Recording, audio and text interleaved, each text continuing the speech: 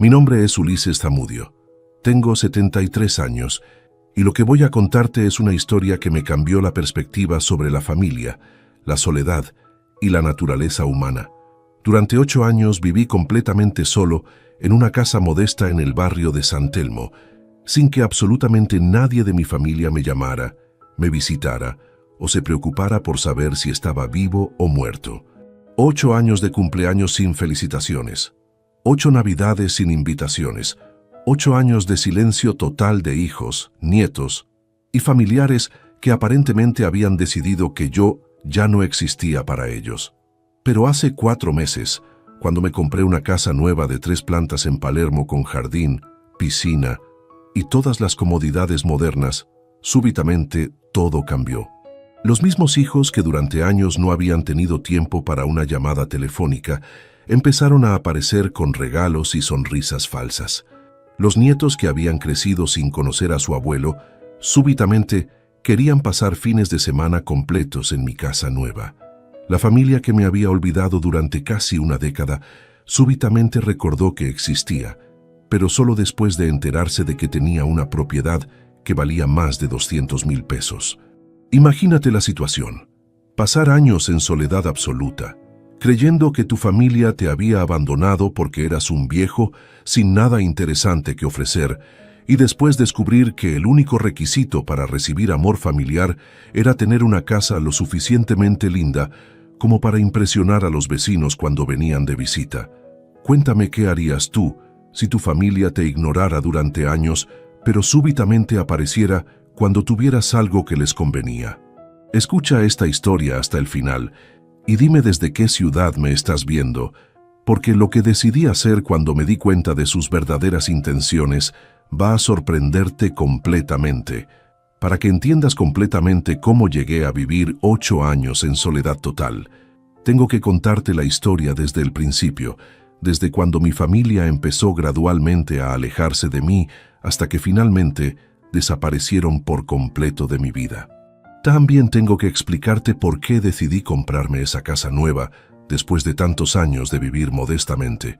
Y sobre todo, tengo que contarte sobre las decisiones que tomé cuando me di cuenta de que el interés súbito de mi familia tenía más que ver con mi nueva propiedad que con amor genuino hacia mí. Mi historia de aislamiento familiar empezó en 2015, cuando tenía 65 años y acababa de jubilarme después de 40 años trabajando como empleado administrativo en una empresa de seguros. Era un trabajo estable, pero no particularmente bien remunerado, que me había permitido vivir cómodamente pero sin lujos durante toda mi vida laboral. Mi esposa Carmen había muerto 3 años antes de cáncer, y yo vivía solo en la casa modesta de 2 ambientes donde habíamos pasado los últimos 20 años de nuestro matrimonio. Tenía 3 hijos, Roberto de 45 años, que trabajaba como vendedor de autos y tenía 2 hijos adolescentes. Mónica de 42 años, que era maestra de escuela primaria y tenía una hija de 10 años, y Gustavo de 38 años, que trabajaba en una oficina gubernamental y tenía gemelos de 8 años. Durante los años cuando Carmen estaba viva, manteníamos contacto regular con los 3 hijos y sus familias, con reuniones dominicales, celebraciones de cumpleaños y fiestas familiares en fechas importantes. Pero después de la muerte de Carmen, las dinámicas familiares empezaron a cambiar gradualmente. Al principio era comprensible que las visitas fueran menos frecuentes, porque Carmen había sido quien organizaba la mayoría de las reuniones familiares y quien mantenía el contacto regular con los nietos. Sin su presencia, yo no tenía las mismas habilidades sociales para coordinar eventos familiares o para mantener conversaciones interesantes con nietos que estaban creciendo rápidamente. También era cierto que mi casa se había vuelto menos atractiva para visitas familiares después de la muerte de Carmen. Ella había sido quien se encargaba de cocinar las comidas elaboradas que hacían que todos quisieran venir los domingos, quien decoraba la casa para las fiestas, quien creaba el ambiente acogedor que hacía que la gente se sintiera cómoda. Sin ella, yo solo podía ofrecer conversación básica y tal vez alguna comida simple que compraba preparada en el supermercado. Durante 2016, el primer año después de mi jubilación, Todavía recibía visitas ocasionales de los hijos, especialmente durante fechas importantes como mi cumpleaños o el Día del Padre. Pero las visitas eran más breves y menos entusiastas que antes, y los nietos parecían aburridos cuando tenían que pasar tiempo en una casa donde no había actividades especialmente interesantes para niños de su edad. Roberto venía ocasionalmente con sus hijos Maximiliano y Valentín, pero era obvio que venían por obligación familiar más que por deseo genuino de pasar tiempo conmigo. Los chicos se quedaban pegados a sus teléfonos durante toda la visita. Roberto miraba frecuentemente su reloj como si estuviera esperando una excusa para irse, y las conversaciones eran superficiales y forzadas. Mónica aparecía de vez en cuando con su hija Agustina, pero siempre tenía prisa, porque tenía que preparar clases para la escuela o porque tenía otros compromisos familiares que parecían más importantes que visitar a su padre. Agustina era una niña tímida que no tenía mucho que decirle a un abuelo que no entendía los programas de televisión que le gustaban o los juegos que jugaba con sus amigas. Gustavo era quien venía con menos frecuencia, siempre con excusas sobre el trabajo en la oficina gubernamental o sobre actividades de los gemelos Bruno y Facundo que requerían su presencia los fines de semana. Cuando venía, las visitas duraban menos de una hora, y era claro que estaba cumpliendo una obligación mínima más que disfrutando tiempo familiar. Durante 2017, las visitas se volvieron aún menos frecuentes, y empecé a notar que mis hijos parecían buscar activamente excusas para evitar pasar tiempo conmigo. Mi cumpleaños número 67 fue celebrado con una cena muy breve, donde solo vinieron Roberto y Mónica sin sus hijos, y donde la conversación fue incómoda porque era obvio que preferían estar en cualquier otro lugar. También empecé a notar que cuando hacía invitaciones específicas para reuniones familiares o para celebraciones, recibía respuestas vagas o excusas sobre conflictos de horario que parecían sospechosamente convenientes. Era como si mis hijos hubieran desarrollado una aversión activa a pasar tiempo en mi casa, aunque no entendía exactamente por qué. Durante las pocas visitas que todavía ocurrían, escuchaba comentarios casuales sobre mi estilo de vida que sugerían que mis hijos consideraban mi situación como depresiva o inadecuada para una persona de mi edad. Comentarios sobre lo silenciosa que era mi casa, sobre lo aburrido que era el barrio de San Telmo, sobre lo triste que debía ser vivir solo sin actividades interesantes. Estos comentarios me dolían porque interpretaba como críticas a decisiones de vida que no podía cambiar fácilmente. No podía resucitar a Carmen para que la casa fuera más animada. No podía mudarme a un barrio más moderno con mi pensión limitada de jubilado. No podía desarrollar súbitamente hobbies fascinantes o habilidades de entretenimiento que hicieran mis visitas más atractivas para nietos adolescentes. Para 2018, las visitas habían disminuido hasta el punto donde solo veía a mis hijos durante fechas específicas como mi cumpleaños, el Día del Padre, Navidad y tal vez alguna ocasión adicional durante el año. Pero incluso esas visitas obligatorias se habían vuelto muy mecánicas, con regalos baratos comprados obviamente a último momento y conversaciones que duraban el tiempo mínimo necesario para cumplir con las apariencias de responsabilidad filial. Los nietos prácticamente habían desaparecido de mi vida. Los adolescentes de Roberto ya no venían para nada, aparentemente porque tenían actividades propias que eran más importantes que visitar a su abuelo. La hija de Mónica venía ocasionalmente, pero se aburría visiblemente, pidiendo constantemente cuándo se podían ir. Los gemelos de Gustavo simplemente no aparecían más, y cuando preguntaba sobre ellos, recibía explicaciones vagas sobre deportes, estudios o planes con amigos.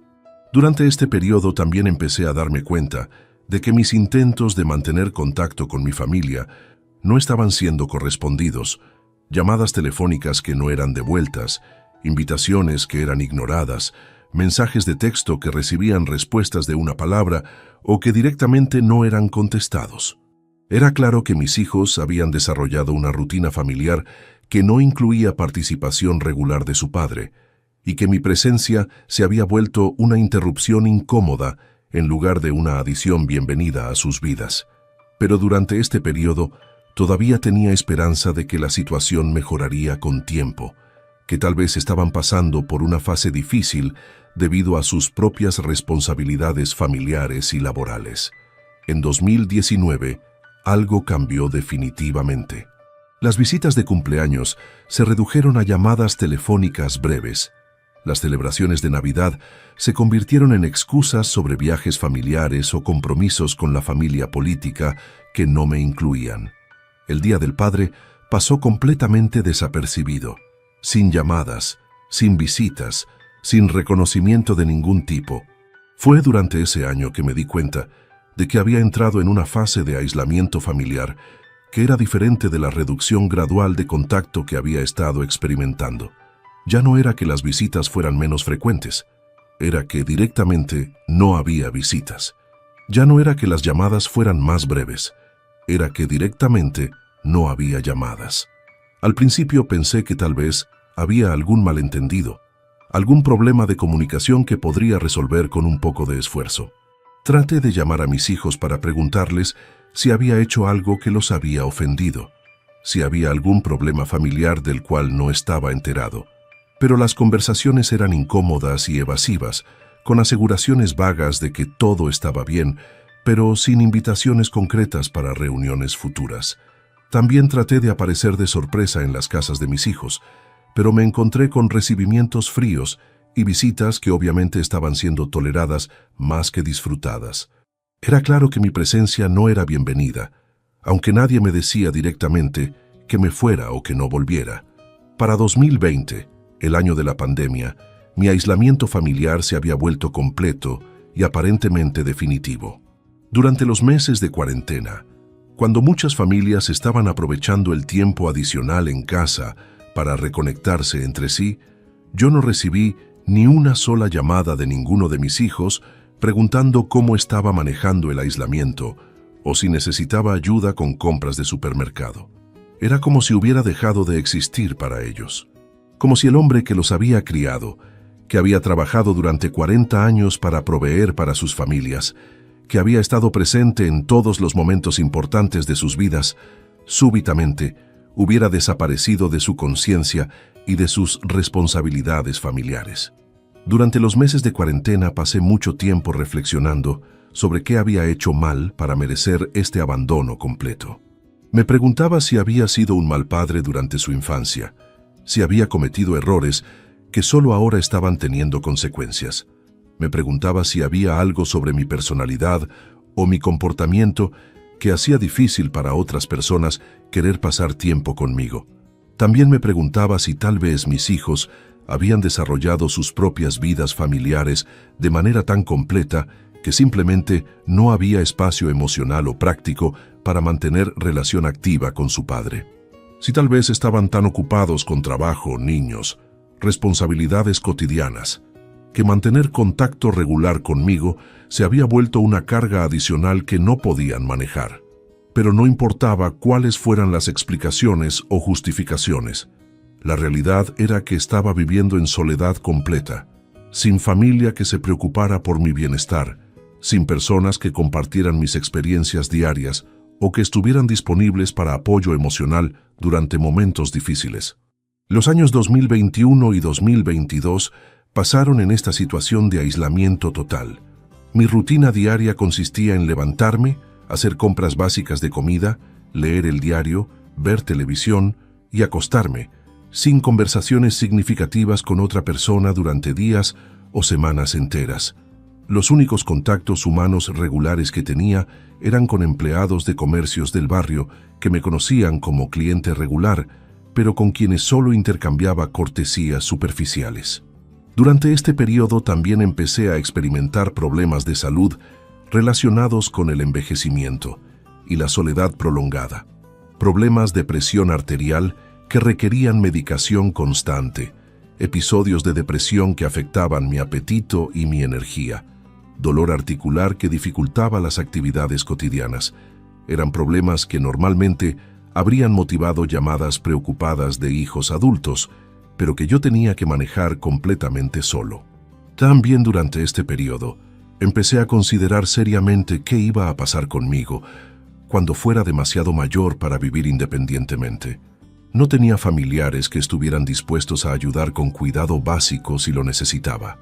No tenía personas que verificaran regularmente si estaba bien o si había tenido algún accidente doméstico. Era una perspectiva aterrorizante que me obligaba a planificar para una vejez completamente solitaria. Durante 2022, también empecé a hacer algunos cambios en mi estilo de vida, que reflejaban mi aceptación de que probablemente iba a vivir el resto de mi vida sin familia activa. Empecé a participar en actividades del centro de jubilados del barrio, donde conocí a otras personas mayores que estaban en situaciones similares de aislamiento familiar.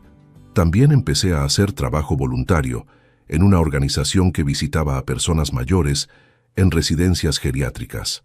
Estas actividades me dieron estructura social y propósito que había estado perdiendo durante años de aislamiento.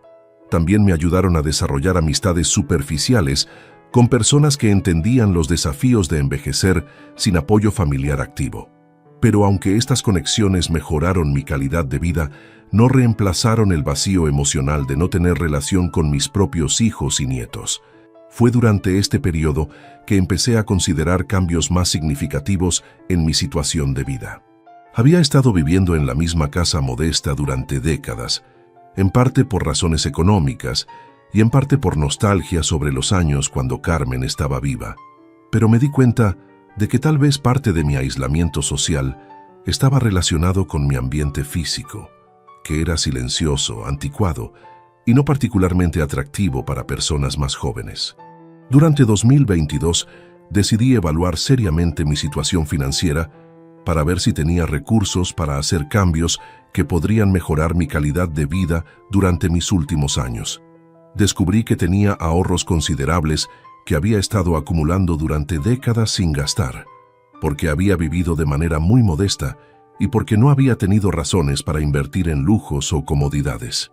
Mi pensión de jubilado, combinada con ahorros de 40 años de trabajo, más el dinero que había recibido del seguro de vida de Carmen, totalizaban una cantidad que me permitiría hacer cambios significativos en mi estilo de vida si decidía hacerlos. Era dinero suficiente para comprar una casa mucho mejor, para viajar, para darme comodidades que había estado postergando durante años. La pregunta era si valía la pena hacer esos cambios a los 71 años, cuando aparentemente no tenía familia que pudiera disfrutar de una casa más linda o que se beneficiara de mi mayor comodidad.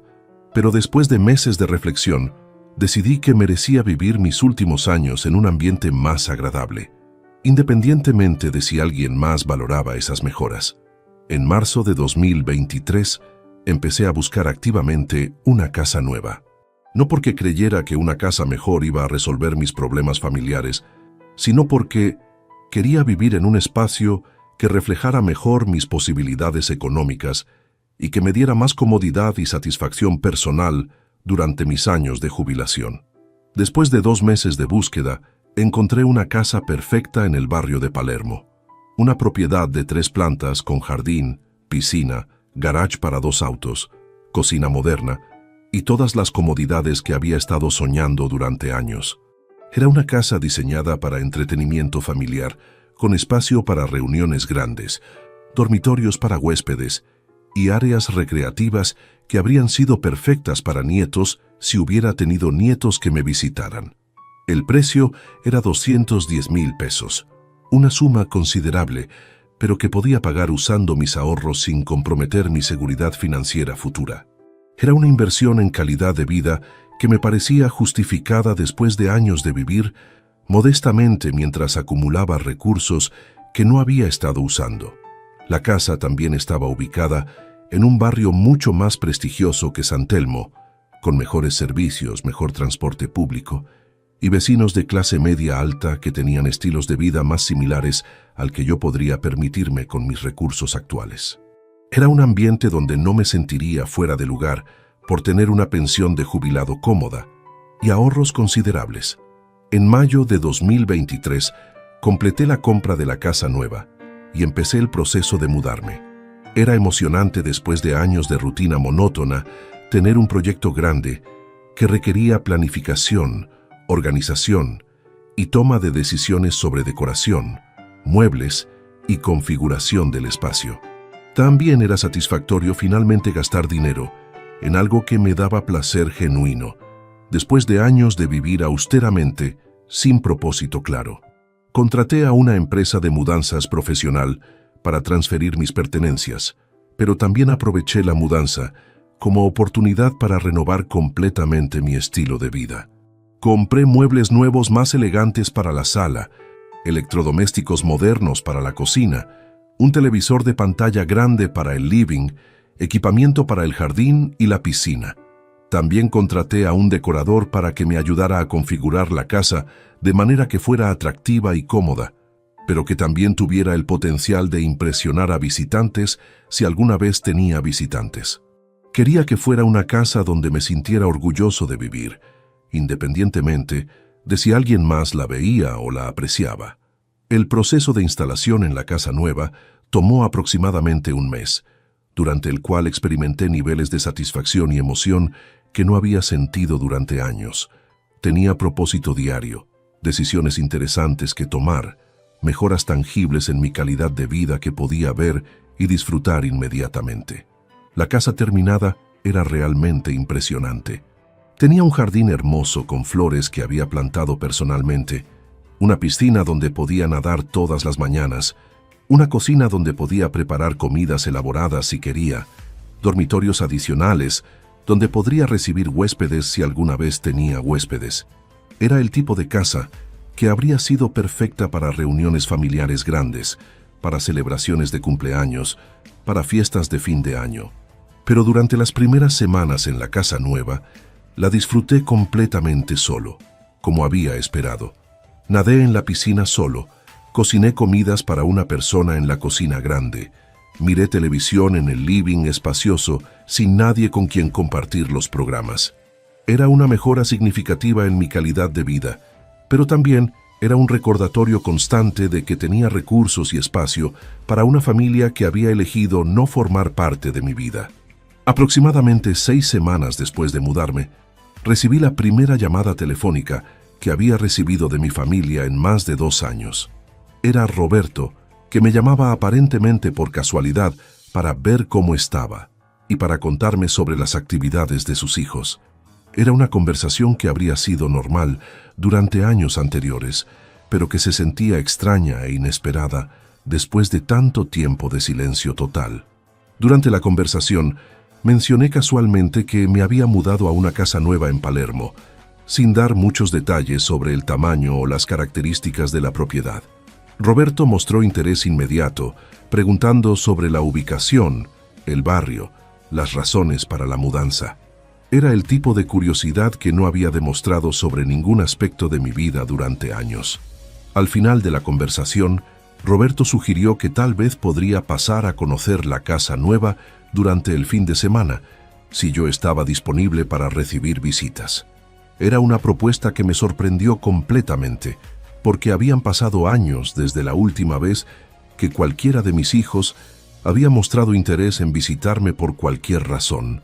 2 días después, Roberto apareció en mi casa nueva con su esposa Patricia y sus 2 hijos, Maximiliano y Valentín, que para entonces tenían 18 y 16 años respectivamente. Era la primera vez en más de 3 años que veía a mis nietos, y la primera vez en mi vida que Patricia mostraba interés en pasar tiempo conmigo.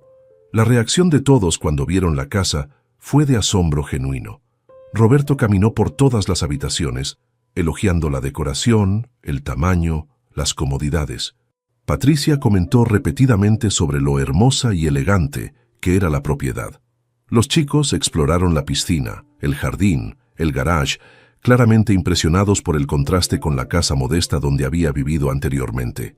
Durante la visita, que duró más de 3 horas, Roberto hizo preguntas detalladas sobre cómo había conseguido comprar una casa tan cara, si había recibido alguna herencia inesperada, si había hecho inversiones exitosas de las cuales no sabían.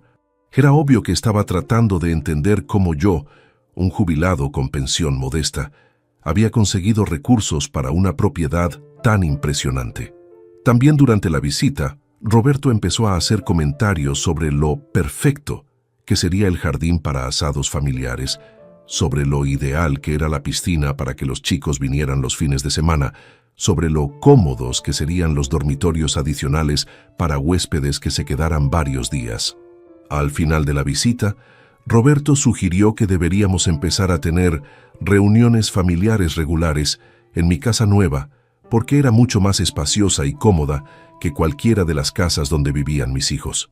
También sugirió que sería lindo si los nietos pudieran usar la piscina regularmente durante el verano, porque ninguno de ellos tenía acceso a una piscina privada. Una semana después de la visita de Roberto, recibí una llamada de Mónica, quien también quería saber cómo estaba y que había escuchado sobre mi casa nueva. Era claro que Roberto había compartido información sobre mi nueva situación con sus hermanos y que todos estaban súbitamente interesados en restablecer contacto. Mónica vino a visitarme el fin de semana siguiente, también con su familia completa. Su esposo Damián, que nunca antes había mostrado interés en conocerme mejor, pasó la mayor parte de la visita haciendo preguntas sobre el valor de la propiedad, sobre el barrio, sobre mis planes para la casa a largo plazo.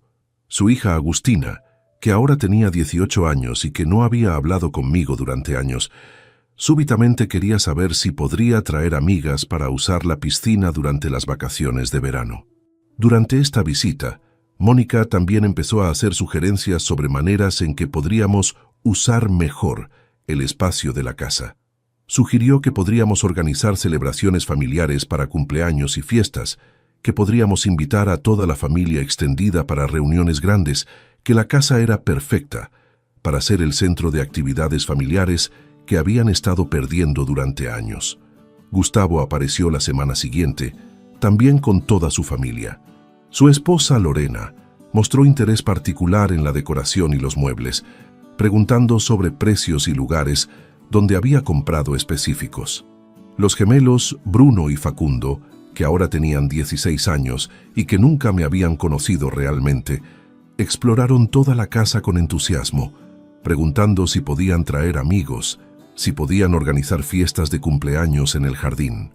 Durante las 3 semanas siguientes a estas visitas familiares, mi casa se transformó súbitamente en el centro de actividad social que nunca había sido durante los años cuando vivía en San Telmo. Recibí llamadas regulares de mis hijos coordinando visitas, preguntando sobre disponibilidad para reuniones, sugiriendo actividades familiares que podríamos organizar en mi propiedad. Los nietos empezaron a venir solos o con amigos para usar la piscina, tratándome con una familiaridad que nunca habían demostrado antes, pero que claramente estaba motivada por el deseo de mantener acceso a las comodidades de mi casa.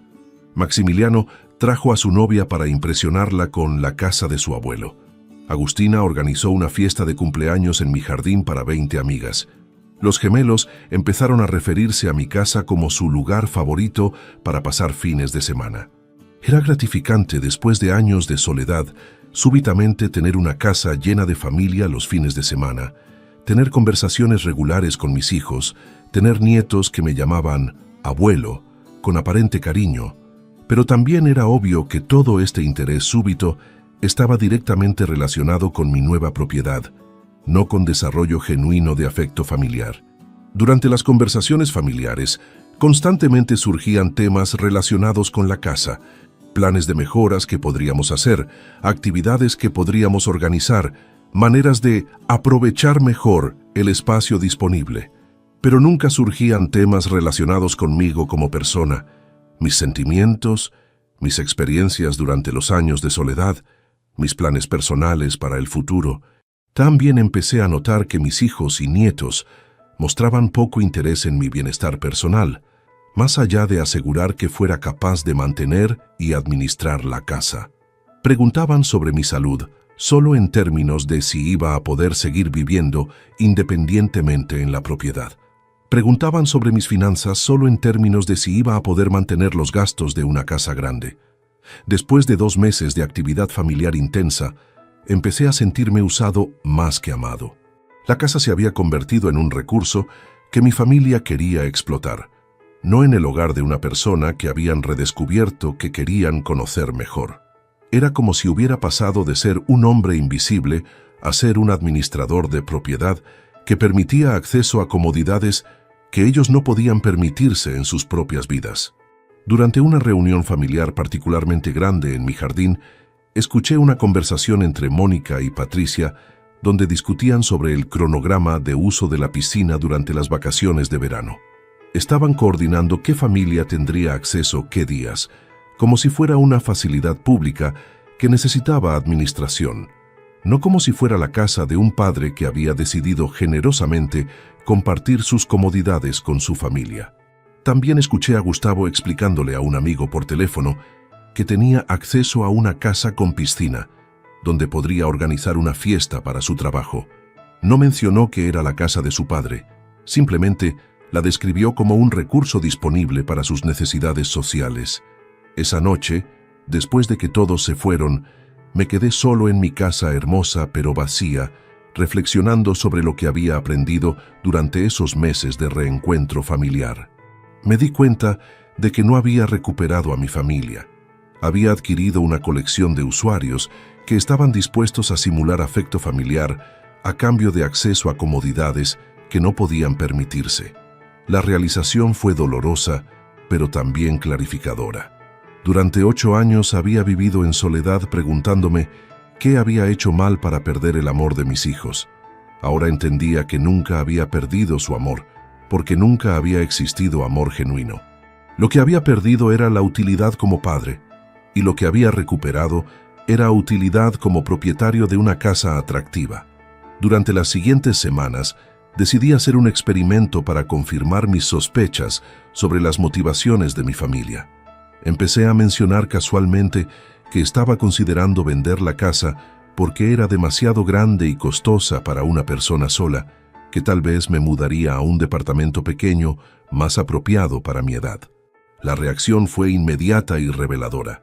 Roberto me llamó al día siguiente para preguntarme por qué querría desperdiciar una inversión tan buena vendiendo una propiedad que, obviamente, iba a aumentar de valor. Mónica vino a visitarme para preguntarme si había considerado todas las ventajas de vivir en una casa grande, como la posibilidad de recibir familia regularmente. Gustavo sugirió que tal vez estaba tomando una decisión precipitada, sin considerar todas las opciones.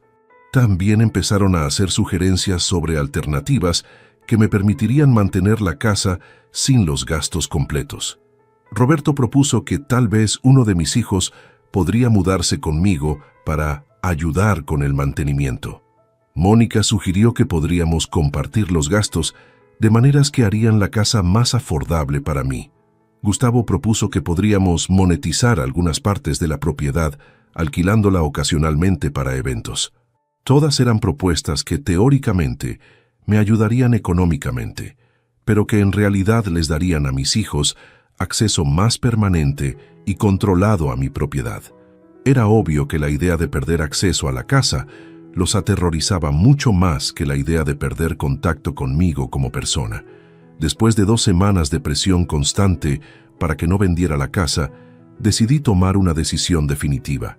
No porque quisiera castigar a mi familia, sino porque había entendido claramente que no tenía familia real, solo tenía usuarios que estaban dispuestos a simular relaciones familiares mientras tuvieran acceso a beneficios tangibles.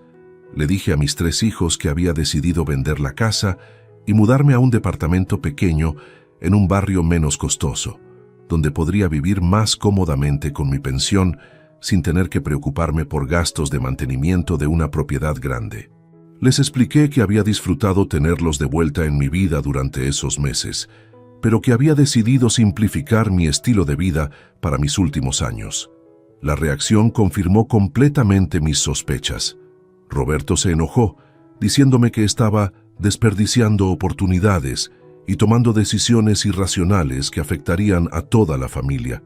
Mónica se puso sentimental, hablando sobre todos los recuerdos familiares que habíamos creado en la casa durante esos meses y sobre lo triste que sería perder el lugar donde la familia había reencontrado la unión.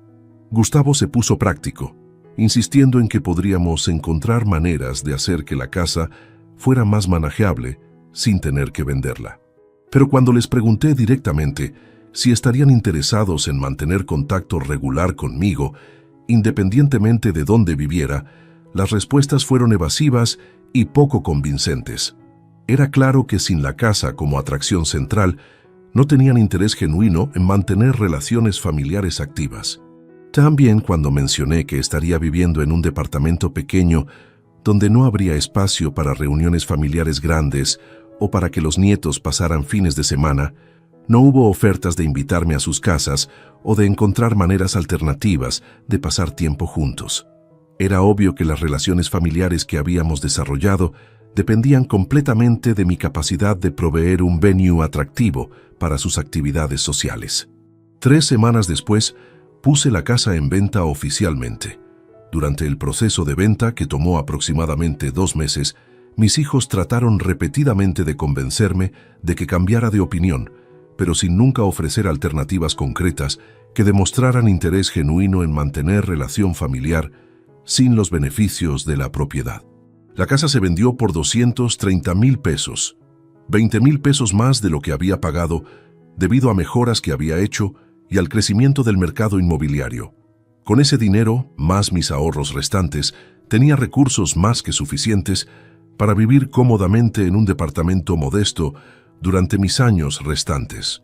Me mudé a un departamento de 2 ambientes en el barrio de Caballito, en un edificio con portero y todas las comodidades básicas que necesitaba, pero sin el espacio o las facilidades recreativas que habían atraído a mi familia durante esos meses. Era un lugar donde podía vivir satisfactoriamente solo, sin gastos excesivos de mantenimiento, sin expectativas de entretenimiento familiar. Como había predicho, una vez que vendí la casa, el contacto con mi familia disminuyó inmediatamente hasta desaparecer por completo otra vez. Las llamadas telefónicas regulares se terminaron. Las visitas de fin de semana desaparecieron. Los nietos que habían empezado a llamarme abuelo querido durante los meses en Palermo volvieron a ser extraños que no sabían de mi existencia. Hoy, 8 meses después de vender la casa, vivo otra vez en la soledad familiar que había experimentado durante tantos años antes de mudarme a Palermo. Pero es una soledad diferente, porque ahora entiendo exactamente por qué estoy solo y qué tendría que cambiar para que esa soledad terminara. No estoy solo porque sea una mala persona, o porque haya sido un mal padre, o porque no tenga nada interesante que ofrecer. Estoy solo porque tengo hijos que solo valoran beneficios tangibles que pueden recibir de relaciones familiares, no personas que valoran conexiones emocionales auténticas con su padre. Durante esos meses en la casa de Palermo, había experimentado una simulación de vida familiar que me había mostrado exactamente lo que me estaba perdiendo, pero también me había mostrado exactamente por qué me lo estaba perdiendo. No era capaz de proveer las comodidades y facilidades que mis hijos consideraban necesarias para justificar el esfuerzo de mantener relación activa conmigo. La experiencia también me enseñó que prefiero la soledad honesta que las relaciones familiares mercenarias. Los meses cuando mi casa estaba llena de familia, los fines de semana habían sido emocionalmente agotadores porque constantemente tenía que fingir que no sabía que estaba siendo usado.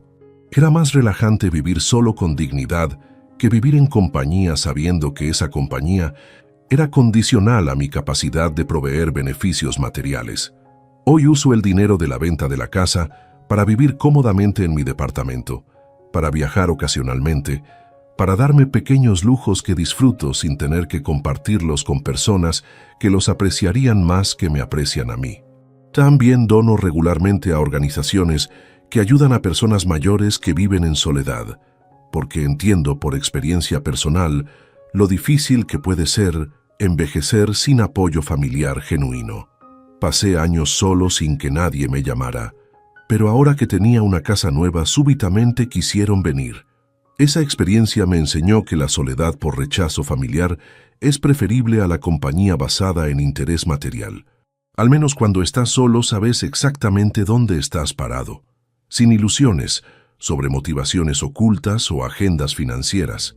Cuéntame desde qué ciudad me estás viendo y si alguna vez has tenido que elegir entre relaciones falsas basadas en beneficios materiales versus soledad auténtica. Porque a veces la lección más valiosa que podemos aprender es que estar solo con dignidad es mejor que estar acompañado por gente que solo te valora por lo que podés darles, no por quién sos realmente. Pero antes de terminar mi historia, quiero contarte con más detalle sobre esos años de soledad que viví antes de comprar la casa, porque fueron años que me enseñaron mucho sobre mí mismo y sobre la naturaleza de las relaciones humanas.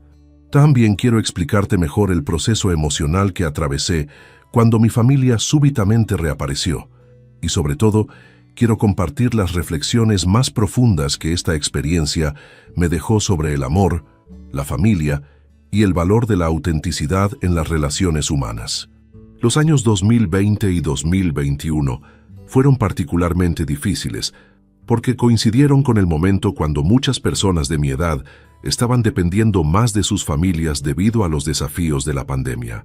Durante esos años, escuchaba constantemente historias de otros jubilados que estaban recibiendo apoyo regular de hijos preocupados, que estaban participando en reuniones familiares virtuales, que tenían nietos que los llamaban para preguntarles cómo estaban manejando el aislamiento social. Era doloroso ser la única persona mayor que conocía que no tenía familia activa preguntando sobre mi bienestar durante una crisis de salud global. Durante los meses más intensos de la cuarentena, pasé semanas enteras sin tener una sola conversación significativa con otra persona. Mi único contacto humano eran las interacciones breves con empleados del supermercado cuando tenía que hacer compras esenciales. Durante este periodo, también desarrollé algunos hábitos que reflejaban mi adaptación a la soledad prolongada. Empecé a hablar solo en voz alta mientras hacía actividades domésticas, porque era la única manera de escuchar conversación humana en mi casa.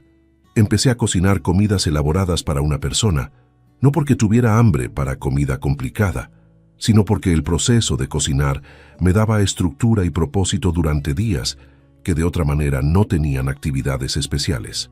También empecé a desarrollar rutinas sociales limitadas con empleados de comercios del barrio que me conocían como cliente regular. El señor que atendía el kiosco de la esquina siempre me preguntaba cómo estaba y comentaba sobre el tiempo, conversaciones de 30 segundos que se convirtieron en los aspectos sociales más consistentes de mi semana. La cajera del supermercado ocasionalmente hacía comentarios sobre los productos que compraba, interacciones superficiales que yo valoraba porque eran las únicas veces durante el día cuando alguien se dirigía directamente a mí. Estas rutinas sociales mínimas me ayudaron a mantener habilidades básicas de conversación y conexión humana, pero también me recordaban constantemente cuán limitada se había vuelto mi vida social. Eran intercambios que cualquier persona normal consideraría insignificantes, pero que para mí representaban los únicos momentos de reconocimiento humano que recibía regularmente.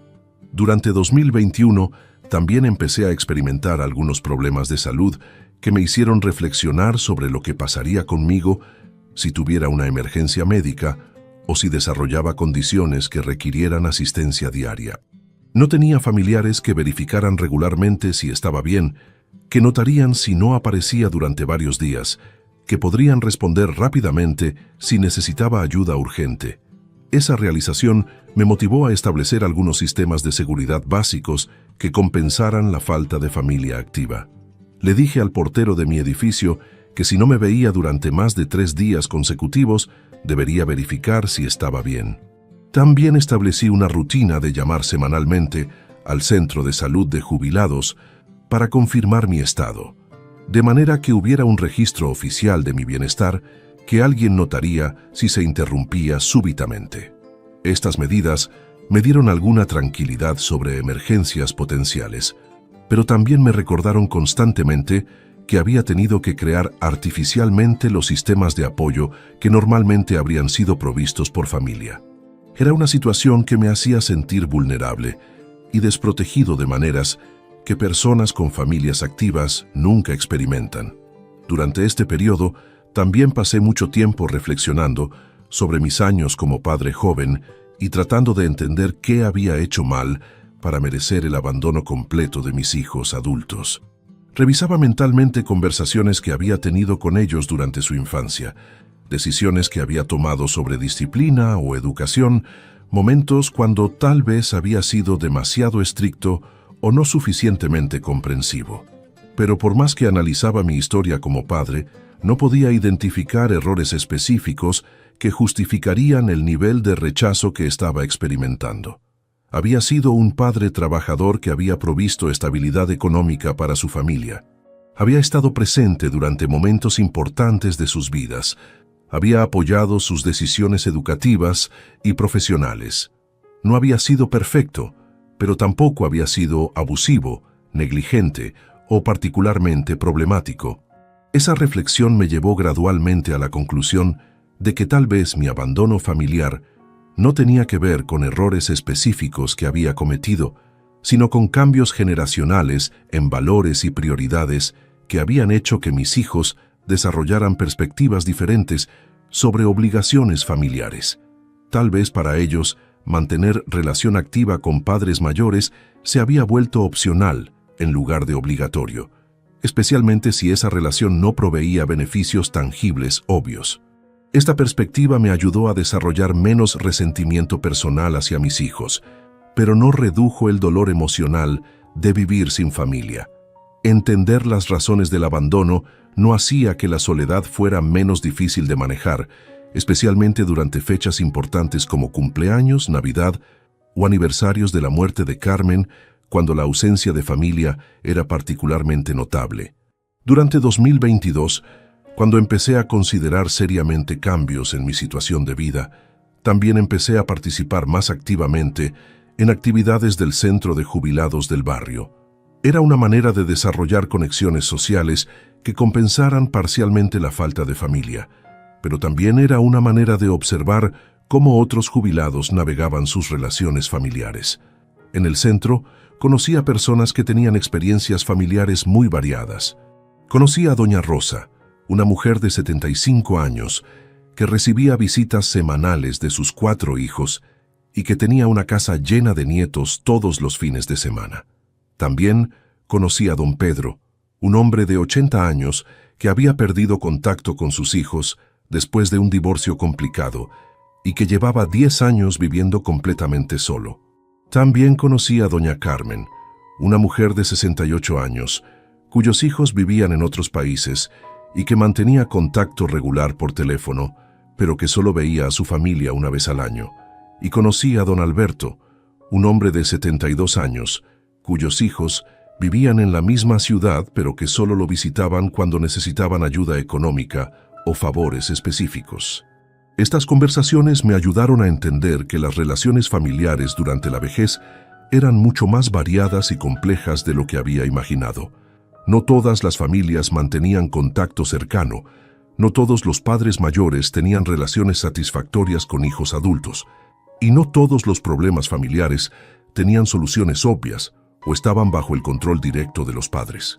Pero las conversaciones también me ayudaron a identificar patrones en las relaciones familiares que funcionaban bien versus las que funcionaban mal. Las familias que mantenían contacto cercano generalmente tenían múltiples puntos de conexión, intereses comunes, tradiciones compartidas, beneficios mutuos que hacían que las relaciones fueran satisfactorias para todas las partes involucradas.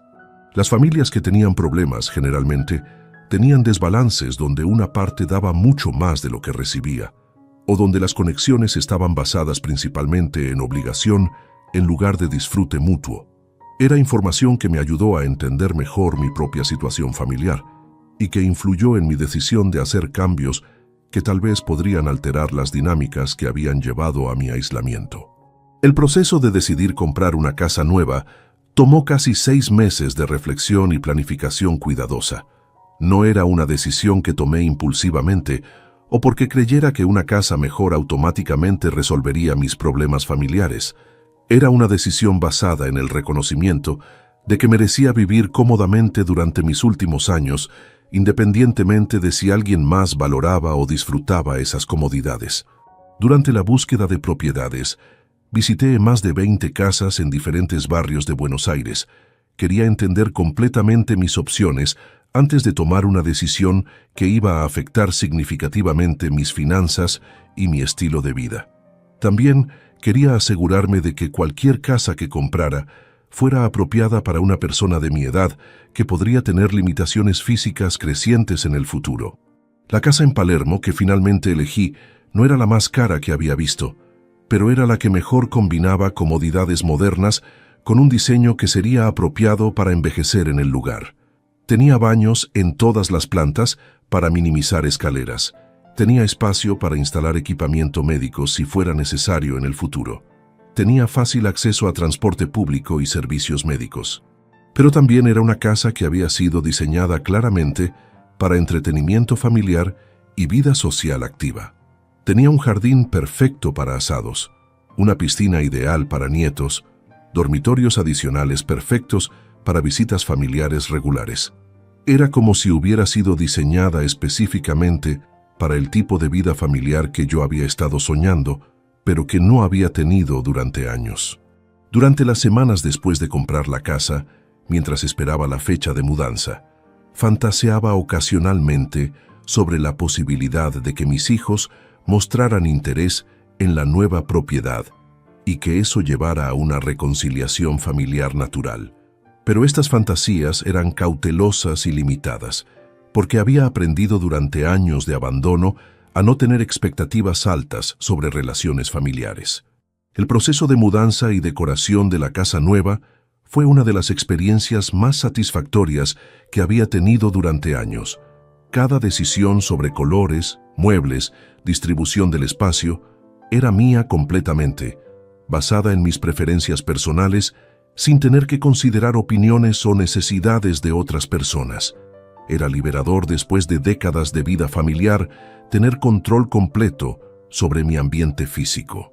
También era emocionante gastar dinero en objetos hermosos y funcionales que mejoraban mi calidad de vida diaria. Durante años había vivido muy austeramente, comprando solo lo esencial y postergando compras que habrían hecho mi vida más cómoda.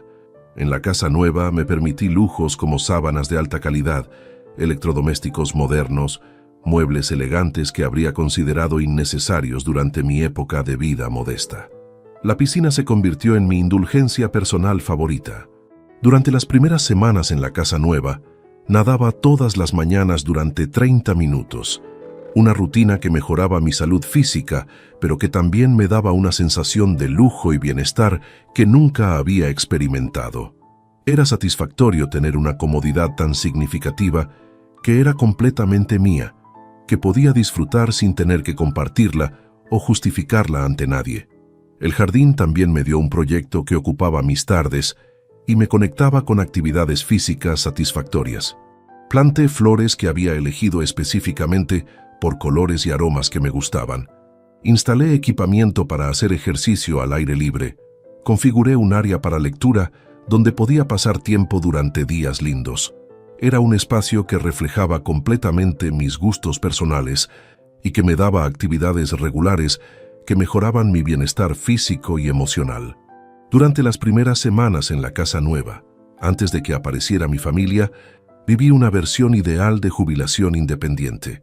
Tenía actividades que disfrutaba, un ambiente hermoso que me daba placer diario, recursos financieros que me permitían vivir sin preocupaciones económicas. Era una vida que habría sido completamente satisfactoria si hubiera podido aceptar que iba a vivirla sola. Pero también durante esas primeras semanas experimenté una versión intensificada de soledad que había estado sintiendo durante años. La casa era tan grande y tenía tanto espacio para actividades familiares que la ausencia de familia se sentía más pronunciada que cuando había vivido en un espacio pequeño que no tenía expectativas de vida social. Era como vivir en un escenario perfecto para una obra que nunca se iba a representar. Cuando Roberto hizo esa primera llamada telefónica, mi reacción emocional fue mucho más intensa de lo que había esperado. Durante años me había resignado a la idea de que probablemente nunca volvería a tener contacto regular con mis hijos, pero cuando súbitamente reapareció la posibilidad de relación familiar, sentí una emoción y esperanza que me sorprendieron con su intensidad. Era como si años de dolor familiar reprimido súbitamente hubieran encontrado una oportunidad de resolución. incluso aunque sospechaba que el interés de Roberto estaba relacionado con mi nueva situación económica. Había una parte de mí que quería creer que tal vez habían desarrollado genuina nostalgia por su padre y que estaban buscando una oportunidad de reconstruir relaciones que habían descuidado durante años ocupados. La primera visita de Roberto y su familia fue emocionalmente abrumadora para mí.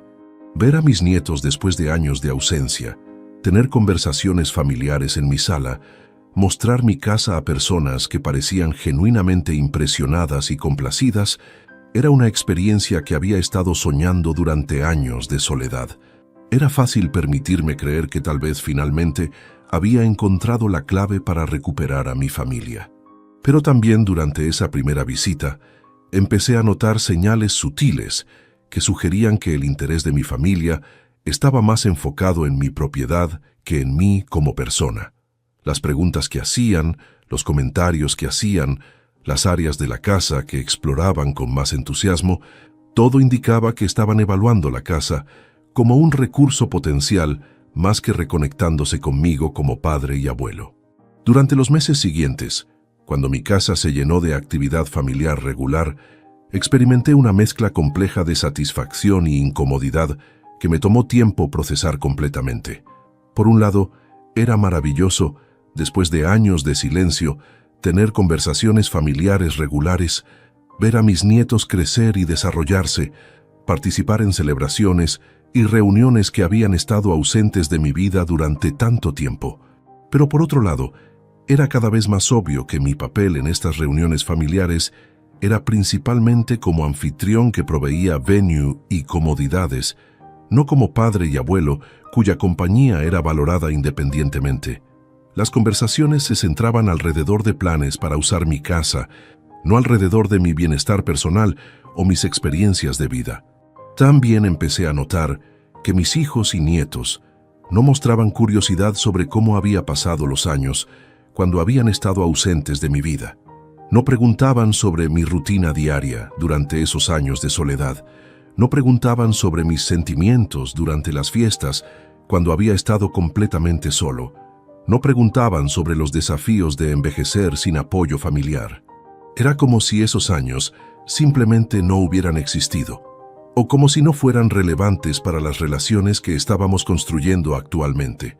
Durante las reuniones familiares, también empecé a observar cómo mis hijos interactuaban entre sí cuando creían que no los estaba escuchando. Las conversaciones que tenían sobre coordinar uso de mi casa, sobre planificar eventos futuros en mi propiedad, sobre maneras de maximizar las oportunidades que mi nueva situación les proveía. Eran conversaciones que me trataban como un recurso que necesitaba administración, no como una persona con sentimientos y preferencias que merecían consideración. El momento más revelador fue cuando escuché a Gustavo explicándole a un amigo por teléfono que tenía acceso a una casa con piscina para una fiesta de trabajo. No mencionó que era la casa de su padre, no mencionó que habíamos reconstruido nuestra relación después de años de separación. No mencionó ningún aspecto emocional o personal de la situación. Solo describió mi casa como una facilidad disponible para sus necesidades sociales. Esa conversación me obligó a confrontar la realidad de que no había recuperado a mis hijos. Había adquirido usuarios que estaban dispuestos a simular afecto familiar a cambio de acceso a beneficios materiales que no podían conseguir de otra manera. Era una realización profundamente dolorosa, pero también liberadora, porque finalmente entendía la verdadera naturaleza de las relaciones que había estado idealizando durante años. El experimento que hice mencionando la posibilidad de vender la casa confirmó definitivamente mis sospechas sobre sus motivaciones. La reacción de pánico y las súplicas para que no vendiera no estaban basadas en preocupación por mi bienestar o en deseo de mantener relaciones familiares. Estaban basadas en terror de perder acceso a comodidades que habían empezado a considerar como disponibles permanentemente. La decisión de vender la casa no fue tomada por venganza o por deseo de castigar a mi familia. Fue tomada por necesidad de proteger mi dignidad y de vivir auténticamente sin la presión constante de simular que no sabía que estaba siendo usado. Era más saludable emocionalmente vivir solo con claridad sobre mi situación que vivir en compañía con la tensión constante de pretender que las relaciones eran genuinas cuando claramente no lo eran. El proceso de venta y mudanza de vuelta a un departamento pequeño fue emocionalmente difícil, pero también fue un acto de autorrespeto que me dio satisfacción profunda. Era una declaración de que valoraba mi dignidad personal más que la simulación de vida familiar, que prefería la honestidad sobre mi situación que las ilusiones cómodas sobre relaciones que en realidad eran transaccionales. Durante los meses después de mudarme al departamento en Caballito, también desarrollé una perspectiva diferente sobre la soledad que había estado experimentando durante tantos años. Me di cuenta de que la soledad física que había sido dolorosa cuando la interpretaba como evidencia de mi fracaso como padre, se había vuelto menos dolorosa cuando la entendía como consecuencia de las limitaciones de carácter de mis hijos, no como reflejo de mis propias deficiencias. La experiencia completa me enseñó que hay diferentes tipos de soledad y que algunos tipos son más tolerables que otros. La soledad que resulta de ser abandonado por personas que supuestamente te aman es devastadora porque te hace cuestionar tu valor como persona. Pero la soledad que resulta de rechazar relaciones falsas es digna porque refleja estándares altos para las conexiones humanas que estás dispuesto a aceptar. Hoy, cuando reflexiono sobre esos meses en Palermo cuando tenía una casa llena de familia los fines de semana, me doy cuenta de que no extraño la actividad social tanto como había esperado. Lo que extraño es la fantasía de que esa actividad social representaba amor familiar genuino. Pero una vez que entendí que era simulación basada en interés material, perdió su atractivo emocional. Actualmente vivo en mi departamento de Caballito con una tranquilidad que no había experimentado durante años, porque ya no tengo expectativas poco realistas sobre relaciones familiares, y ya no estoy invirtiendo energía emocional en personas que no valoran esa inversión. Es una vida más simple, pero también más auténtica, basada en aceptación de la realidad en lugar de esperanzas que habían demostrado ser infundadas. El dinero de la venta de la casa me permite vivir cómodamente, viajar cuando quiero, darme pequeños lujos que disfruto sin tener que justificarlos o compartirlos con personas que los valorarían más que mi compañía. También me permite hacer donaciones a organizaciones que ayudan a personas mayores en situaciones similares a la mía, porque entiendo por experiencia directa lo difícil que puede ser envejecer sin apoyo familiar genuino. La lección más importante que aprendí de esta experiencia es que las relaciones humanas, basadas en beneficios materiales, nunca pueden sustituir las relaciones basadas en amor auténtico, sin importar cuán convincentes puedan parecer superficialmente. Durante esos meses en Palermo, había tenido la simulación perfecta de vida familiar activa, pero esa simulación había sido emocionalmente agotadora porque requería ignorar constantemente evidencia sobre las verdaderas motivaciones de las personas involucradas. También aprendí que la dignidad personal es más valiosa que la compañía familiar falsa, sin importar cuánto tiempo hayas estado esperando esa compañía o cuánto dolor hayas experimentado por su ausencia. Vivir auténticamente con relaciones limitadas pero honestas es infinitamente preferible a vivir en abundancia social que está basada en engaño mutuo. Pasé años solo sin que nadie me llamara, pero cuando compré una casa nueva, súbitamente quisieron venir. Esa experiencia me costó emocionalmente y económicamente, pero me enseñó lecciones valiosas sobre la naturaleza de las relaciones humanas que me van a servir durante el resto de mi vida. Ahora sé exactamente qué tipo de amor familiar tengo disponible y he tomado la decisión consciente de rechazarlo porque no cumple con mis estándares para relaciones auténticas. Es una decisión que a veces es solitaria, pero que siempre es digna. Y en esta etapa de mi vida la dignidad es más importante que la compañía.